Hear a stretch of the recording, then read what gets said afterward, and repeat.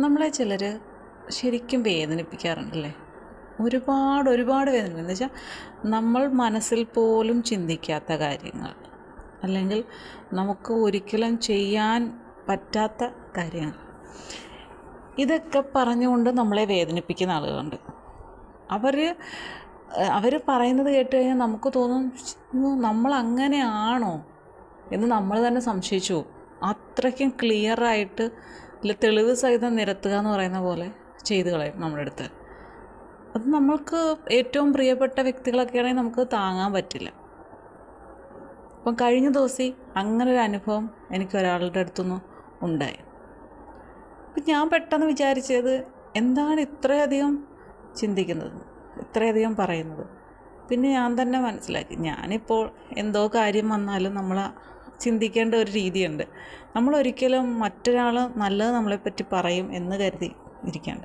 ഇപ്പോൾ എന്നെ സംബന്ധിച്ച് ഞാനൊരു പഠിപ്പിക്കുന്ന ആളായതുകൊണ്ട് എന്നെ സംബന്ധിച്ച് ഏറ്റവും നല്ലത് എനിക്ക് കേൾക്കാൻ പറ്റുന്ന എൻ്റെ കുട്ടികൾ തൊട്ട് മുമ്പുള്ളതുപോലല്ല ഇപ്പോൾ. അവർക്കൊരു വ്യത്യാസമുണ്ട് അവർ പഠിക്കുന്നതിൽ എന്ന് കേൾക്കുന്നതിലാണ് എന്നെ സംബന്ധിച്ച് ഏറ്റവും സന്തോഷം.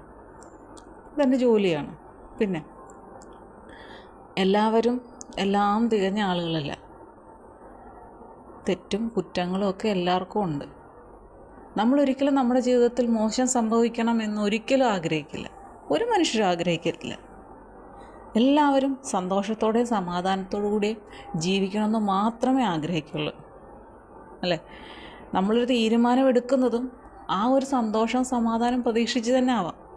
പക്ഷേ നമ്മുടെ ആ തീരുമാനം മറ്റുള്ളവരിലേക്ക് എത്തുമ്പോൾ, അല്ലെങ്കിൽ നമ്മൾ വിചാരിക്കുന്ന രീതിയിൽ ആ തീരുമാനം നടപ്പിലാക്കാൻ നമുക്ക് പറ്റിയില്ലെങ്കിൽ അവിടെ എല്ലാ കണക്കുകൂട്ടലും തെറ്റിപ്പോവും, അല്ലേ? ആ കണക്കുകൂട്ടൽ തെറ്റിപ്പോകുന്ന നമ്മുടെ ജീവിതത്തെ എന്നേക്കുമായി ബാധിക്കുന്ന രീതിയിലായിരിക്കാം.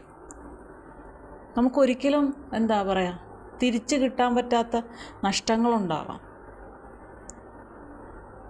ചിലരുണ്ട്, ആരെന്ത് സംഭവിച്ചാലും കുഴപ്പമില്ല, ഞാൻ എൻ്റേതായിട്ടുള്ള രീതി. അതിന് ഏറ്റവും നല്ല ഉദാഹരണം എന്ന് പറയുന്നത്, നല്ല രീതിയിൽ അച്ഛനും അമ്മയും വളർത്തിയിട്ടുള്ള, അല്ലെങ്കിൽ നല്ല ഒരു കുടുംബത്തിൻ്റെ ഭാഗമായിട്ടുള്ള പെൺകുട്ടികൾ.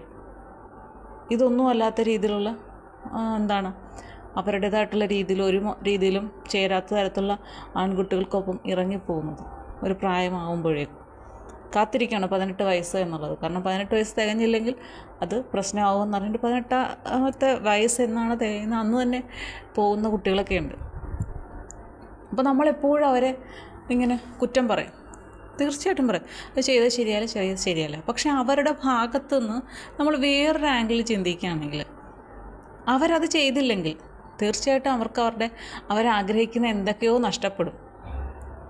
കാരണം ഒരു പുരുഷനെ ഒരു പെൺകുട്ടി ഇഷ്ടപ്പെടുന്നെങ്കിൽ ഒരുപക്ഷെ ആ പുരുഷനെ ആ പയ്യൻ അഭിനയിക്കുമായിരിക്കാം. അല്ല, ഞാൻ ഇങ്ങനെയാണ്, ഞാൻ അങ്ങനെയാണെന്നൊക്കെ അഭിനയിച്ച് അല്ലെങ്കിൽ കള്ളങ്ങൾ പറഞ്ഞിട്ടായിരിക്കാം ഈ പെൺകുട്ടിയുടെ സ്നേഹം പിടിച്ചു പറ്റുന്നത്. പക്ഷേ പെൺകുട്ടി ചിലപ്പോൾ അറിയണമെന്നില്ല. ഇതേപോലെ തന്നെ ആൺകുട്ടികൾ പെൺകുട്ടികളെ സ്നേഹിക്കുന്നതും പെൺകുട്ടികളുടെ പുറമേ ഉള്ള ആ ഒരു സ്വഭാവമൊക്കെ കണ്ടിട്ടായിരിക്കും. പക്ഷേ അതൊന്നും ആയിരിക്കത്തില്ല യഥാർത്ഥത്തിൽ പെൺകുട്ടിയുടെ സ്വഭാവം. ഇത് രണ്ട് രീതിയിലും, പെൺകുട്ടിയുടെയും ആൺകുട്ടിയുടെയും ഭാഗത്തു നിന്ന് അപ്പുറത്തും ഇപ്പുറത്തും നിന്ന് ചിന്തിച്ചാൽ തിരിഞ്ഞു വരാം. പക്ഷെ ചിലർ ചിന്തിക്കാറുണ്ട്, ഇത് എൻ്റെ ജീവിതമാണ്, എൻ്റെ ജീവിതം എൻ്റേത് മാത്രമാണ്. ശരിയാണ്, അച്ഛൻ അമ്മ, അതൊരു സമയത്ത് ഞാൻ പറഞ്ഞിട്ടുണ്ട്, അച്ഛൻ്റെയും അമ്മയുടെയും ജോലി എന്താണ്? അച്ഛനും അമ്മയും കാരണം ഭൂമിയിലേക്ക് വന്ന മക്കളെ യഥാവിധത്തിൽ നോക്കി അവർക്ക് സ്വന്തം കാലിൽ നിൽക്കാനുള്ള ഒരു നിലയിലേക്ക് എത്തിച്ചു കൊടുക്കുക എന്നുള്ളത് അച്ഛൻ്റെ അമ്മയുടെ ഉത്തരവാദിത്തമാണ് നമ്മുടെ രാജ്യത്തെ സംബന്ധിച്ച്. അപ്പം ആ രീതിയിലാണ് അവർ നോക്കുന്നത്, അത് അവരുടെ കടമയാണ്, അല്ലേ? പിന്നെ ഇതിന് ശേഷം വിദ്യാഭ്യാസം കഴിഞ്ഞൊരു ജോലിയൊക്കെ കിട്ടിക്കഴിയുമ്പോൾ എനിക്കിനി ഒരു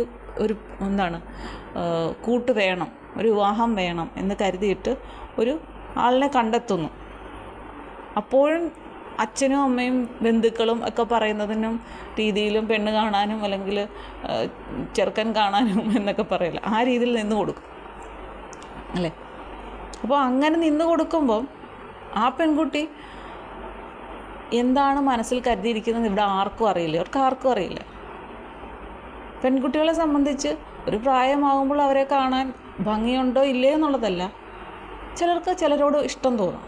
അത് ഭംഗി എന്നുള്ളത് മാത്രം നോക്കിയിട്ട് കാര്യമില്ല.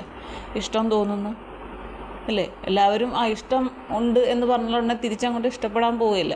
കുറേ നാൾ അവർ ആലോചിക്കും. അവരുടെ അന്നത്തെ പ്രായത്തിനനുസരിച്ച് അവർ ആലോചിച്ചൊരു തീരുമാനത്തിലെത്തിയതിന് ശേഷം സ്വാഭാവികമായിട്ടും ഇതാണ് എൻ്റെ പങ്കാളി, എൻ്റെ ജീവിതത്തിൻ്റെ കൂട്ട് എന്ന് തീരുമാനിക്കുന്നു. അങ്ങനൊന്ന് തീരുമാനിച്ചിട്ടുണ്ടെങ്കിൽ അത് പയ്യനായാലും പെൺകുട്ടിയായാലും ഒരിക്കലും മാറരുത്.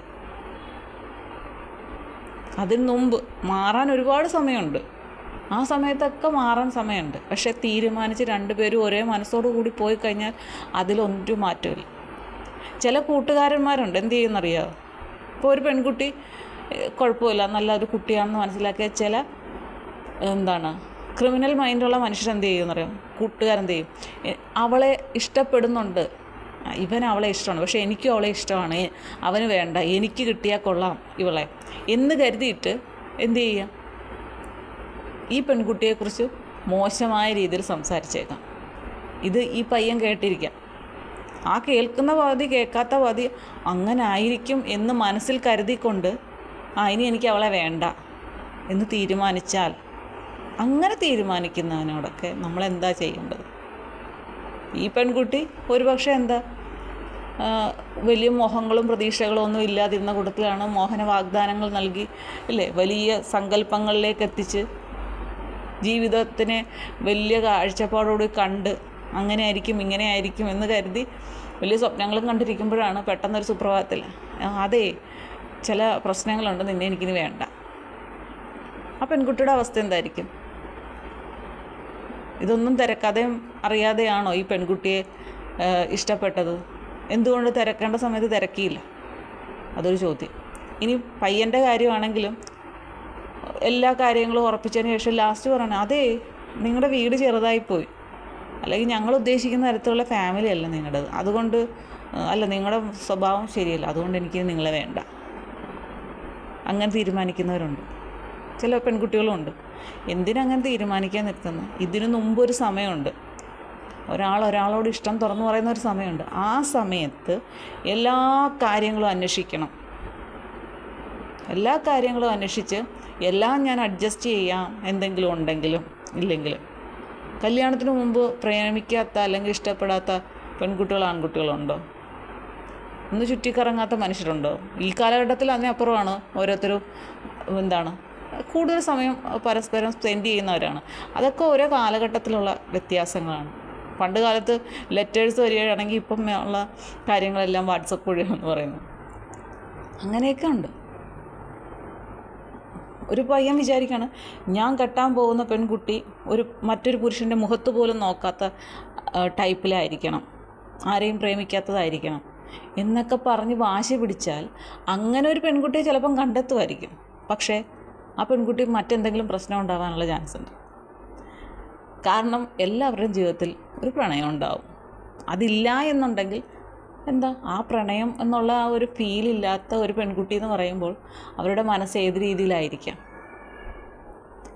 പിന്നീട് വിവാഹം കഴിഞ്ഞാലും ഭാര്യ ഭർത്താക്കന്മാർക്കിടയിൽ ഒരു പ്രണയം ഉണ്ടാവേണ്ടതാണ്. അപ്പോൾ പ്രണയിക്കാൻ അറിയാത്ത, പ്രണയം എന്താണെന്നറിയാത്ത ആളുകൾ എങ്ങനെയായിരിക്കും ഈ പ്രണയം മുന്നോട്ട് കൊണ്ടുപോകുന്നത്?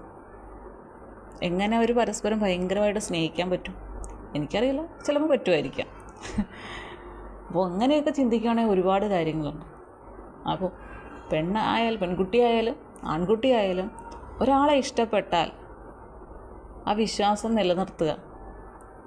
അല്ലാതെ അവരത് പറഞ്ഞതുകൊണ്ട് എനിക്കിനി വേണ്ട, അവളെങ്ങനെയാണ്, ഇവളങ്ങനെയാണ്. കാര്യങ്ങളെപ്പോഴും ക്ലിയറോടെ മുന്നോട്ട് പോവുക, ക്ലാരിറ്റി വരുത്തുക.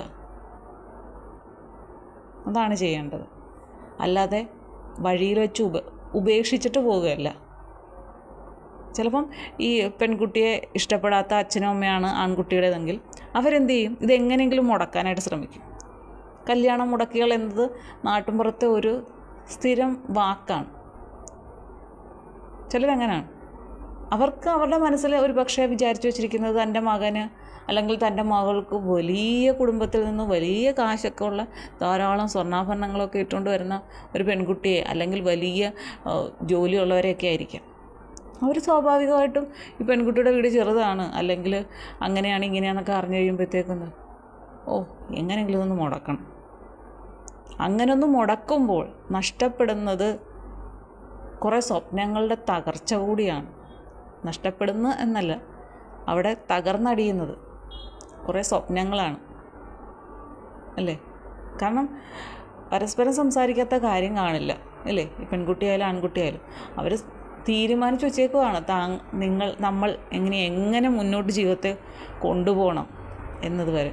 പക്ഷെ അതെല്ലാം കൂടെ ഒറ്റ നിമിഷം കൊണ്ട് ചിലരുടെ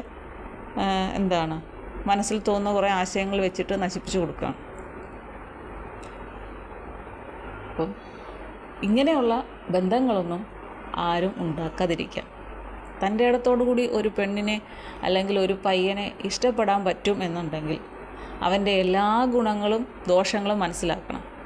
അത് പറ്റുമെങ്കിൽ മാത്രം പ്രണയിക്കുക. അതുപോലെ തന്നെ പെൺകുട്ടികളായാലും അവരെ മനസ്സിലാക്കുക. ആരെങ്കിലും എന്തെങ്കിലും പറയുന്ന കേട്ട് വിശ്വസിക്കുന്ന ഒരാളാണെന്നുണ്ടെങ്കിൽ ഉറപ്പാണ് അവളെ ഒരിക്കലും അവൻ മനസ്സിലാക്കിയിട്ടില്ല, അല്ലെങ്കിൽ അവനെ ഒരിക്കലും അവൻ മനസ്സിലാക്കിയിട്ടില്ല. പിന്നെ ചിലരുണ്ട് ഭയങ്കരമായിട്ടും സെർച്ചിങ്ങാണ്. അവൾ അങ്ങനെ പറഞ്ഞെങ്കിൽ അതിനകത്ത് ഇങ്ങനെ ആയിരിക്കും, ഇങ്ങനെ പറഞ്ഞോ അപ്പോൾ അവൾ അതായിരിക്കും വിചാരിക്കും. ഇങ്ങനെ എല്ലാത്തിൻ്റെയും ഒരു നെഗറ്റീവിൽ കൂടെ പോയി വേറെ ഏതൊക്കെയോ തലത്തിലേക്ക് പോകുന്ന കുറേ മനുഷ്യരുണ്ട്. അത് പറയുന്ന കാര്യങ്ങളിങ്ങനെ സസൂക്ഷ്മം നിരീക്ഷിച്ചിട്ട് അതിനകത്തുനിന്ന് എല്ലാം പിടിച്ചെടുത്തിട്ട് അത് വലിയ കാര്യമായിട്ട് വലിയ സംഭവമായിട്ടാക്കുന്നവരുണ്ട്. അങ്ങനെയുള്ളവരോടൊക്കെ നമുക്ക് എന്താ പറയാൻ പറ്റുക? എന്തായാലും അങ്ങനെയൊക്കെയുള്ള തെറ്റുകൾ ആരുടെയും ഭാഗത്തുനിന്നും ഒരു പെണ്ണിൻ്റെയും ഒരു പയ്യൻ്റെയും ജീവിതത്തിൽ ഉണ്ടാവരുത്. പരസ്പരം മുന്നോട്ട് പോകാൻ പറ്റുമെന്നുണ്ടെങ്കിൽ മാത്രം പ്രണയിക്കുക. ഇതിന് ബാക്കി കുറച്ച് കാര്യങ്ങളുണ്ട്, അതൊരു കഥ പോലെ ഞാൻ പറഞ്ഞു പോകാം. ഓക്കെ.